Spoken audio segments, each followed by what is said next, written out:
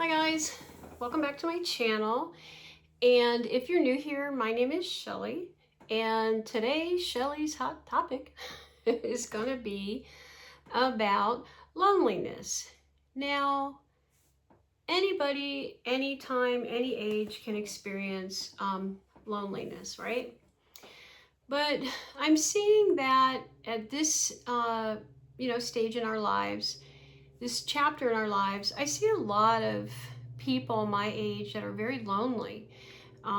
This is a topic kind of close to me.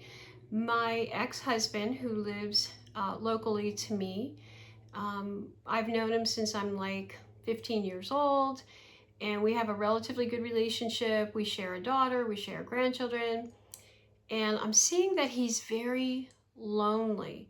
Um, and it's sad, right? It's heart-wrenching. I looked up a little bit about this. Again, I'm not an expert or anything. These are just my observations. So take it with a grain. These are just things I see. But people over 60 are very lonely, like especially if they've lost a spouse, like my ex-husband's divorced.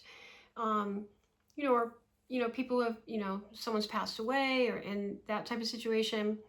And it's so sad. I hear people say things to me like, oh, well, he should just get out more, or he should do this and he should do that. And I look at them like, really? Really? Because sometimes you can't. He's got a lot of health issues and some physical issues, and it's just not that easy, right? To meet people. Um, I guess it depends on the person. Obviously, I'm 63, and I know this is going to come as a big surprise to everybody. I could meet anybody anywhere. Like that's my thing. I love to talk. I love to meet people, and I don't care who you are. I can sit and talk to anybody. It's just kind of my way. That being said, that's not the way for everybody, right? My husband's very quiet. My ex-husband he's not as much quiet as he can't get out like as much as he used to. He's not well. And I have friends that are just shy. Maybe you're just shy, and that's okay. I mean, that's not like wrong. But like, what do you do, right? I don't know. I remember my dad. My dad was a very smart man. He passed away when he was 94. He had a good long life. And my dad used to always tell me that, join a club, take a class.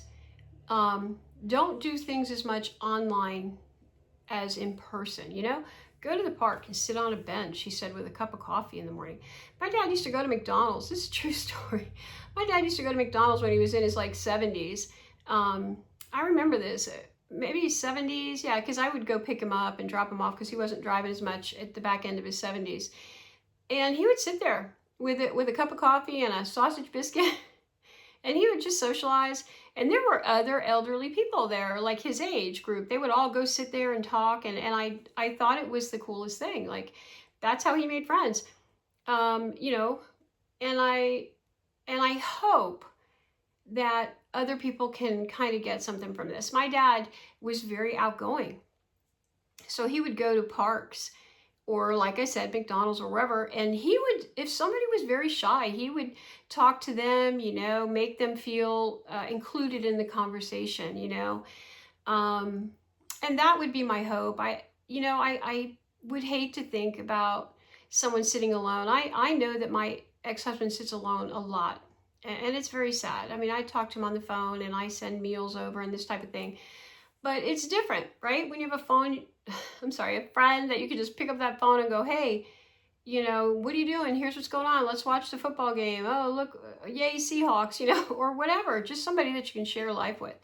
And sometimes as we get older, that's not readily available to us. So I think my advice to anybody would be, like my dad, my smart dad, used to say, go to a park with a cup of coffee and sit on a bench. Go to McDonald's early in the morning and have a cup of coffee and sit there. My dad used to say, the worst thing comes to worst, you don't meet anyone, you have a good cup of coffee. He would go to Denny's sometimes because my mom worked. My dad was 22 years older than my mom. So for a long time, my dad wasn't working. He was retired. My mom was working, and he would get, I think, a little lonely. All the kids were at school. So yeah, that's what he did. He would drop my mom off at work at 6 o'clock in the morning, 5:30 in the morning, and he'd go to McDonald's. He'd sit there and have a cup of coffee, and he met some other people. And he took a real estate class, which he enjoyed. He made some friends there. So I guess what I'm trying to say is maybe put yourself out there. There's actually something called Bumble BFF. I learned this from Chick on the Cheap. It's a YouTube channel, Chick on the Cheap. If you ever want to check it out, she's great. I love her. She's so cute. But I heard her say that she made a friend on Chick on the Cheap. That's what it is, Chick on the Cheap. So she made a friend there. So she made a friend online. So, I mean, luckily in the day of technology, maybe it's even a little easier to make friends, right? So, I don't know. I would urge people, don't sit alone. It's sad. I mean, if you want to be alone, that's one thing. Girl, I never get no time alone. I relish my time alone for now because it doesn't happen very often.